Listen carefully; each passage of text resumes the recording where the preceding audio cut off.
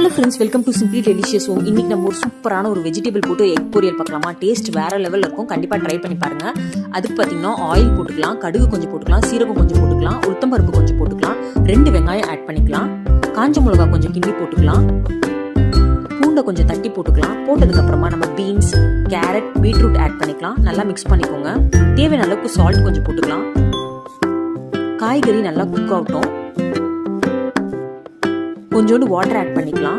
திரும்பவும் க்ளோஸ் பண்ணிடுங்க. சூப்பராக குக் ஆயிடுச்சு ஃப்ரெண்ட்ஸ். அதுக்கப்புறமா கொஞ்சோண்டு சில்லி பவுடர் ஆட் பண்ணிக்கலாம், கொஞ்சோண்டு மஞ்சள் பொடி ஆட் பண்ணிக்கலாம். நம்ம இன்னைக்கு பார்த்தீங்கன்னா ஒரு 4 எக் எடுத்துருக்கோம், அதுவும் ஆட் பண்ணிக்கலாம். எக்கு உங்களுக்கு எவ்வளோ வேணுமோ அதுக்கு தகுந்த மாதிரி நீங்கள் ஆட் பண்ணிக்கோங்க.